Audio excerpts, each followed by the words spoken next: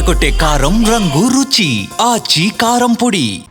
ఒకవైపేమో ఈ BC quota పీఠముడి బిగుసుకుంటోంది, మరొక వైపు చూస్తే పొలిటికల్ వార్ పీక్స్ లో నడుస్తోంది. బడుగు వర్గాల పట్ల ఎవరి చిత్తశుద్ధి ఎంత మాత్రం అనే క్యాలిక్యులేషన్స్ ఇప్పుడు చాలా ఇంట్రెస్టింగ్ గా మారిపోయాయి. What to do, what not to do అంటూ రౌండ్ టేబుల్ పెట్టుకుని మరీ మాట్లాడుకున్నారు బీసీ సంఘాల నేతలు.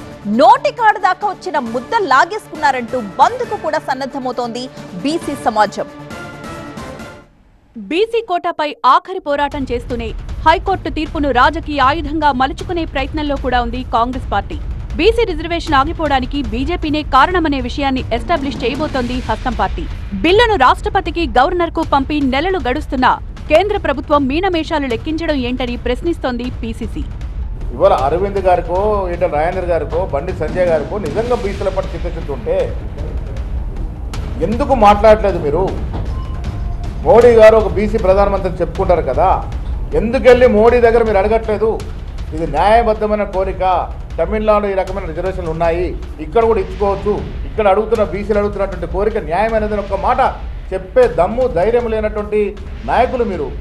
రూలింగ్ పార్టీ వాయిస్ కి కోరస్ కూడా దొరుకుతోంది. ఏకగ్రీవం చేయటంలో అన్ని పార్టీలు ఆ బిల్లులో అందరూ పాల్గొనడం జరిగింది. ఇప్పుడు సంతోషపడుతున్నారు, ఎట్లా అవుతుంది మేము అన్నామని. రేవంత్ రెడ్డి గారు చిత్తశుద్ధితో ప్రయత్నం చేసినట్టు నేను భావిస్తున్నాను. నన్ను ఎవరేమనుకున్నా సరే ప్రభుత్వం న్యాయ పోరాటం కొనసాగించాల్సిందే అంటోంది తెలంగాణ జాగృతి. కేంద్రం నుంచి కనీస చిత్తశుద్ధి లేకపోవడాన్ని నిలదీయాలంటున్నారు ఎమ్మెల్సీ కవిత. అటు బీసీ కోటాపై కేంద్ర ప్రభుత్వం ఉద్దేశపూర్వకంగానే టైంపాస్ చేస్తోందన్న రేవంత్ సర్కార్ ఆరోపణల్ని బీజేపీ కూడా తిప్పికొడుతోంది. తెలంగాణ వ్యాప్తంగా బీసీ ఐక్య వేదిక ఆధ్వర్యంలో నిరసనలు జరుగుతున్నాయి.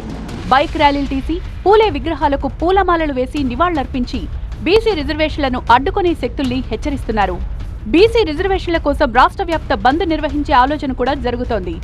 నామినేషన్లు నోటిఫికేషన్ వేసి నామినేషన్ వేసిన తర్వాత రిజెక్ట్ చేసేటటువంటి అధికారం లేదు ప్రభుత్వానికి, కోర్టులకు అయినా ఇచ్చారు. దీన్ని నిరసిస్తూ ఈ నెల 14న రాష్ట్ర వ్యాప్తంగా పిలుపు ఇవ్వడం జరిగింది. రాష్ట్ర వ్యాప్తంగా రోజు పెద్ద ఎత్తున ఇప్పటికే బీసీ సంఘాలు ధర్నాలు, రస్తారోకోలు, ర్యాలీలు, రౌండ్ టేబుల్ కాన్ఫరెన్సులు జరుపుతున్నారు. ఇంకా జరపాలని విజ్ఞప్తి చేస్తున్నా. 14 నాటి బంద్కు విద్యార్థి సంఘాలు, రాజకీయ పార్టీలు మద్దతివ్వాలని కోరుతోంది బీసీ సంఘం. కేంద్ర మంత్రి కిషన్ రెడ్డిని కలిసి మద్దతు కోరారు ఆర్ కృష్ణయ్య. ఇదిలా ఉంటే ఏపీలోనూ స్థానిక సంస్థల్లో 42% సీట్లు బీసీలకు కేటాయించాలి అన్న డిమాండ్ పెరుగుతోంది. ఈ మేరకు సీఎం చంద్రబాబు అసెంబ్లీలో తీర్మానం చేయాలని కోరుతూ రౌండ్ టేబుల్ సమావేశం నిర్వహించారు.